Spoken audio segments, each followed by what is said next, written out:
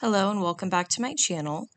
As everybody knows, I try to be pretty update on everything that's going on in the gymnastic world.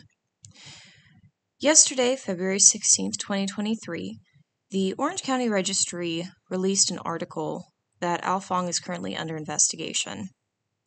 I'm going to read some of this from the article just so I can kind of get you guys up to speed. Fong, one of the most successful and controversial coaches in American gymnastics for the past 5 decades, is being investigated by the U.S. Center for SafeSport for physical, verbal, and emotional abuse, according to confidential SafeSport documents obtained by the Southern California News Group. The investigation of Fong, which has not been previously reported, has been ongoing since at least June of 2020 and is in response to approximately 40 allegations of abuse, according to 4 people familiar with the investigation in U.S. Center for SafeSport documents.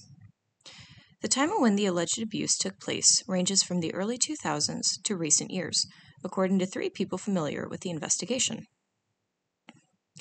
While witnesses in the probe were informed by SafeSport this past October that the center was approaching the assurance of the notice of allegations in this investigation, current and former gymnasts who have filed complaints against Fong have expressed frustration by the length of the investigation and what they describe as a lack of responsiveness by the center, according to interviews with the participants in the investigation.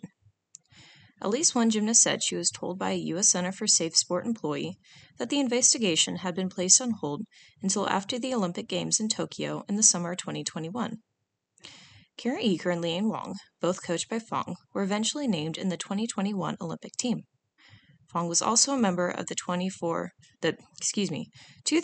Olympics and 2013 and 2014 World Championships.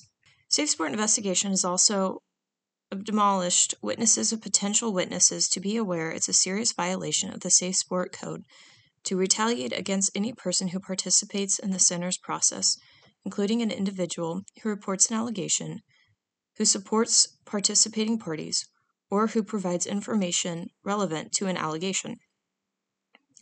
Engaging in or permitting behavior that may constitute retaliation by an individual allied with you should be avoided. Should you experience retaliation in connection with the center's process, please report it to the center as well. At least one witness has told SafeSport she has been retaliated against because of her cooperation with the investigation, according to 3 people familiar with the investigation. Fong did not respond to telephone message or email. The U.S. Center declined to comment. Fong, 60, has had a high profile both within gymnastics and on the international level since the 1980s. He and his wife, a former Soviet national team member, have coached 2004 Olympic silver medalists Taryn Humphrey and Courtney McCool, as well as 6 world championships at the Great American Gymnastics Express, or GAGE. Fong has also coached current U.S. national team member Wong, who won a gold medal in the team competition at the World Championships. My wife and I are passionate about training Olympians, Fong told the Associated Press in 2007. We call it our life's work. Everything we do, from the business we have to the lifestyle we lead, is driven around this. However, Fong's coaching methods have been questioned. Jalissa Gomez, a gymnast coached by Fong, broke her neck and was instantly paralyzed while attempting a difficult vault skill in an international competition in Tokyo in May 1988. Gomez died in August of 1991. Christy Henrich, another gymnast coached by Fong, was 4th in the 1989 World Championships on uneven bars. Fong allegedly pressured Henrich to train and compete while injured and encouraged her to lose weight. Henrich developed anorexia nervosa and died in July 1994 from multiple organ failure related to starvation. Her family blamed Fong in the media and buried him from the funeral. I would say 99% of what has happened to Christy is because of the sport, Sandy Henrich told reporters. Fong denied making fat-shame comments to Henrich, but after his coaching methods and the events leading to the deaths of both Gomez and Henrich, he largely despaired from the elite gymnastics scene. He returned to the global spotlight nearly a decade within the wilderness, unmistakable with his shaved bald head and wearing his trademark black gloves, center stage at the sport's biggest competition, with the emergence of Humphrey, a local girl, in 2002. A year later, she was the first women's squad to win the team gold medal at the World Championships. She was joined by Gage teammate McCool at the 2004 Games in Athens. So I think we can all agree that we aren't surprised that he's under investigation. As I've said in numerous videos, he is the only elite level coach in America who had 2 gymnasts pass away under his belt.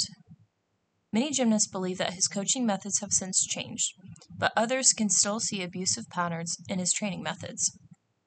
One thing to take away from this is that the investigation has been going on since at least June of 2020. This means it's been almost 3 years ongoing with nobody publicly knowing this.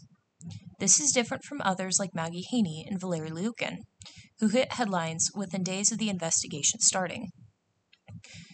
We clearly aren't surprised that there has been an investigation on a top-level coach that's been going on for almost 3 years, since it seems everybody has gone in this. But what confuses me is that the Orange County Registry got the information and why others didn't years prior. Another thing to discuss is this delayed process. We remember some cases like Maggie Haney being delayed because of COVID, but Fong's reasoning is because of the Olympics.